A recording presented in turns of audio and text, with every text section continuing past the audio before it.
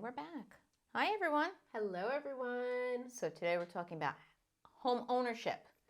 So we needed an adult beverage for this conversation. We did, because it's an exciting journey, home ownership. So cheers yes. to home ownership. A very exciting journey. Mm-hmm. However, it's stressful. But stressful beginning, during, and after while you're living in it. How much fun? How much fun is it to go home shopping? Like to look at houses and say, oh, I would love to have this. And oh, this has what I want, but it doesn't have this. And oh, my next house, I want it to have this from this house and this from this house and the pool and the windows and this. And then you're like, yeah, but my budget is this. But the exciting part is that once you pick a house, you're not stuck in it forever. You can eventually leave it. So those things that you're saying, absolutely, you can do it again in the next one. You're not there forever. You're not deep rooted in. Kind of like another podcast we came out with a long time ago. You're not a tree. You're not rooted in. You don't have to be stuck there forever. It can be a transitional piece. And we have moved 4 houses already. I like when you start looking up, because then you start counting and thinking. Yeah. The wheels are moving. The grinds are squeaking up there. But yeah, so we've moved multiple times, and you know that. Yeah. So this house here, we bought it. It needed a lot of work. We fixed it up before we moved in. We were so excited. But that was 10 years ago. Now you got to start all over again. And a lot of people think oftentimes they're like, this is my forever home. I'm moving in. This is my savings. I'm putting everything into it. I'm here forever, for life. Life doesn't work out that way, guys. You should know that by now. Come on. Things change, and they change fast. So you can change with them. And it's okay to change with them. My next house is going to be my forever house. It's going to be my retirement home. That's exciting, though. Because that you actually know you're headed towards a specific chapter. Yeah. I think when you're more along the age of like the early part of the career, you just never know what's going to happen. No, there is no forever at that point. No, and you're sold a story. It's kind of like in the beginning when we talked about the journey, Yeah. right? In the beginning of the story, you're sold like a pretty picture. You know, you're supposed to get married. You're supposed to be given a house or gifted a house at that point. You know what I mean? That whole story. And that's your forever home. No. That's a story, guys. That's a fable. That's a fairy tale. That's a novel. We don't, we read it, I don't know anybody that lived lived that journey. It never happens. No. It's just a story. We don't do that. That's not life. But I do know that for my forever house, I have certain criteria. I love that. So I want a log cabin. We've talked about this, my husband and I, many, many times. Smoky Mountains. Smoky Mountains. That's right. That's right. Smoky Mountains. And we must have central air. Oh. Not dealing with window units anymore. Down. No. I've had experience. One house I owned, because, I've had 2 houses now at this point, and it doesn't sound like, oh my God, Jasmine, you're doing great in life. It just happened to be that way, everyone. One house was central air. This house that I'm currently living in is not. And I will say, not having central air makes a huge difference. So even like you get out of the shower. Yeah. We have long hair. We have to do our hair, even if you leave it curly, right? Because even leaving it curly, it's a lot of work. I know when I leave my hair curly, it's like, all right, scrunch, this, that. It's a pain. It's a pain in the neck. It is. Being but then a girl again, is a pain. so is blow drying, right? Yeah. Oh, By the time you blow dry your hair, you need another shower. That's it. Right? You're sweating. Because the bathroom is not air conditioned if you have window units. If you have central air, it's a whole lot easier. Absolutely. So, absolutely. So, yeah. Cheers. Definitely need that. So, our house, we've been in it almost 10 years. We need to redo. It's time to redo it, right? So, we redid the roof at one point. It leaked. It leaked so bad that now we have to redo a ceiling and a wall. Oh, no. Which is a pain in the neck. But we went on vacation this summer. We talked about that. We came home from vacation, and my kitchen faucet was misbehaving, so to speak. Mm-hmm. It was leaking. It was leaking. All of a sudden, it's pouring. It's gushing. And I'm like, what the heck? So I called my husband. I'm like, come look at this. But earlier in the day, I went under the sink to get something, and it was hot under the sink. I'm like, why is it hot under here? Maybe because it was 95 degrees out. Then I realized that the dishwasher was running. There was nobody home. My brother had started the dishwasher before they went out. So I'm thinking, oh, okay, it's hot from the heat from the dishwasher. No big deal. So the faucet's just gushing, and I call my husband. He's like, well, when did that happen? I'm like, it just started, but you got to make it stop before it leaks under the sink, right? So He looks under the sink and it's gushing. I'm like, oh.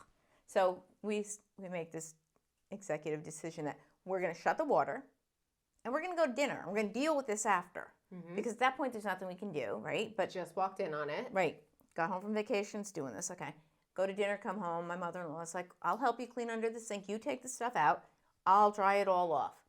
So, of course, she's drying it off and yelling at me because I have 4 of this and 3 of this and 2 of this. And I'm like, I'm going to the bathroom. I'll be right back. And while I'm in the bathroom, she's throwing crap out. And I'm like, this is not so what be I it. signed up for right now. This is not what I was expecting to come back from. I'm like, so be it. Let her throw out whatever is duplicate or triplicate. I probably don't need it, right? Yeah. Well, it turned out that not only is my faucet broken, there was a leak in one of the valves below. The hot water valve, which is where the heat came from. Welcome back from vacation. Homeownership at its finest. But the upside is now we're saying, okay, we're thinking that eventually we want to sell the house, right? Because we want to go to the Smoky Mountains. Yeah. So we're like, all right, how do we get the best bang for our buck? Of course. So now we're like, all right, well, if we get new cabinets and we redo the kitchen and, so we're going to. You're starting to be strategic about it. But we're starting over. Yeah. Now we're starting with construction all over again. Wow. Homeownership. So leads me to think about scenario, of course, we come in, we buy our house 3 years ago, right? We move into this whole new location. And when you buy a house, expense after expense after expense. Constantly. Right? You're just inundated. You're drained. All your funds go into the house that you're purchasing in the beginning. It doesn't matter if you're coming over from a previously purchased house or not. 1 year into it, all of a sudden, I go into my kids' bathroom. And I don't know what made me do it. I don't know if it was just I was looking over at their toilet or something, or they had just gotten out of the shower. But all of a sudden, I'm looking at their toilet and I see it start bubbling. It's gurgling, right? Oh, I hear that. Anytime you see gurgling water, it's never a good sign. Just so you know, for all those people who don't have a home yet of their own. Yeah. I'm like, what does this mean? It means you have roots in your system. I go downstairs. Water's coming down from the upstairs. And I was like, oh, yeah. So not only was that happening, there was water that was coming up from outside in between our street and our house. So not only did we have a problem with our pipe that was leaking somewhere now between our house and the front, there was the issue of the water coming in our house now. It was a nightmare. Yeah, it was our pipes needed to be fixed in the front. Lo and behold, then you find out that the insurance that you're paying for, the homeowners, that you're like, oh, I'm covered, homeowners insurance. Yeah, they don't cover that. That's like another loophole. So all these things that you're thinking that you're doing the right way when you're buying a house and you're getting checked and you're doing all these other things, they don't tell you certain things that you're supposed to be doing. So lo and behold, we find out that the piping that's done underneath now the ground is plastic piping and not copper as it should have been. So all these other houses that are on our lovely block apparently had the same issue. The last year or so, all that has been happening. So we had to then pay out of pocket for that to then be changed to copper. So everything was dug up that time, all out of pocket, copper piping. And I'm just like sitting there and I'm just saying, $, $. And then you get the text from me that says, I see grass seed in your future. Yeah, exactly. By the way, your grass grew back beautifully. The grass is great now, right? Beautiful. Yeah, because for quite some time, all you saw on my front lawn was grass and dirt as to where the pipe was actually done. And I'm so blessed. I really am, because I have great friends and they lead me in the right direction, aka you. I have a construction friend, thank God, that I'm so blessed to have. And it's more like rally the troops when things like that happen. But homeownership, you would never know this. And all these expenses come out. And it's like, where, when, how? And these are the things that I want to coach my kids on when they're older. Because when you're a kid, you're sitting there and you're just like, I can't wait to be an adult. So this is one of those do as I say, not as I do moments. Exactly. When you buy a house, make sure you have like 10 grand buffer. Easy. In the bank. Easy. And don't touch it. Don't touch it for vacation. If Don't not touch it more for than food. that. Easy Don't more than that. touch it for anything. Guys. Because when things go wrong, they go wrong big. please, if for all of you watching this that do not own a house right now and that are sitting there in an apartment or a townhouse or something where you're protected for And all these also other cars, things. though. Cars too, Yes, exactly. also Just cars. don't be in a rush unless you have that buffer and you have the ability to have that extra income in there because Has to be liquid. yes, exactly. Don't do it. I'm telling you, please don't do it unless you're ready for it because I never listened in the past to those types of things and I didn't have that type of support to fall back on. So anytime that I was in the position of, I would say, a hiccup, I'm going to call it, I had to learn on my own. And then I had to figure it out on my own. And not necessarily on my own. I have my husband I'm very thankful for. But it's still learning They're on the hard fly. lessons learned. Yeah. And they're hard lessons, exactly. And if you don't really have that sense of self and that strong network to fall back on, you're really just doing that. They're hard lessons. And you don't want to do it that way. You want to be smart about it. So... we always did it on a shoestring and a prayer. Yeah, that's me. Always. And that's why we probably got along so well from the beginning, Lotus and I. I mean, we vibed right from the beginning. And it was because of a lot of these lessons. Yeah. Had we stuck with our first house, we'd be in much better financial shape now, right? But we wanted to get the bed and breakfast. So we moved up to there. And then when we sold that, we wanted to... and we always buy houses you have to fix. Not doing that next time. My next house is going to be done. Move-in condition, done. Perfectly ready, done.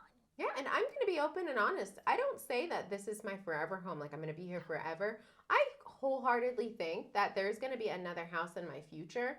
Not my near future, because I definitely want to give my kids time to settle and get comfortable, but I definitely think the same thing. I think there's going to be probably a different house in my future, something definitely more ready, more space, maybe even less bedrooms. Who knows? Because this one's a 4-bedroom, but we may need less space, but bigger rooms, more or less, so that we have that. But we're definitely very blessed for what we have thus far and what we've worked for and what we've done.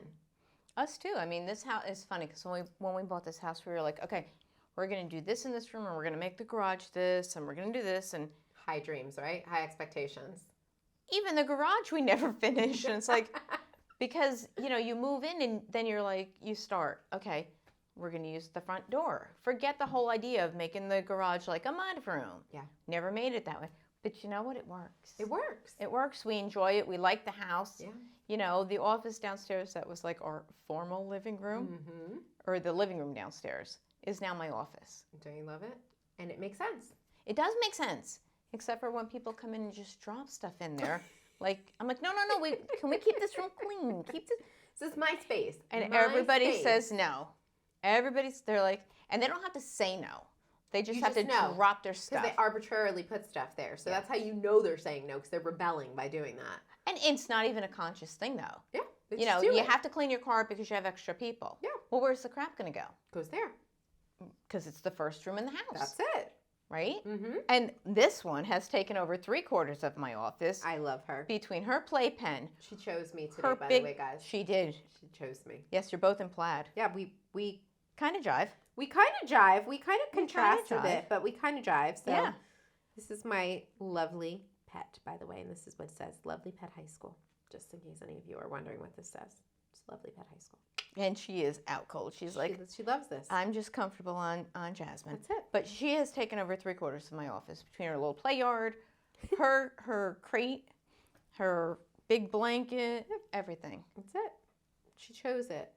And I think that's kind of interesting too, because kind of like the houses and what happens to us in life, I think certain things choose us and certain things in life we choose. So we're going to talk about that next time. About what we choose. What chooses us and what we choose. I like that. Yeah. I like that because you never know what's going to happen in life because of it. Exactly. Let's do it. Cheers, my friend. I love this. Cheers. Cheers. To homeownership. Bye, guys. We'll talk soon. BrokenandOutspoken.com. Please go to our website. Collab now and let us know what you want to talk about. Yeah, and like us. Share us. Yes. Subscribe to us. Exactly. And if you want to come on our podcast, send us your story. Ooh. We're looking for guests. Let's bring some guests on. See you soon. See you soon. Bye, everyone.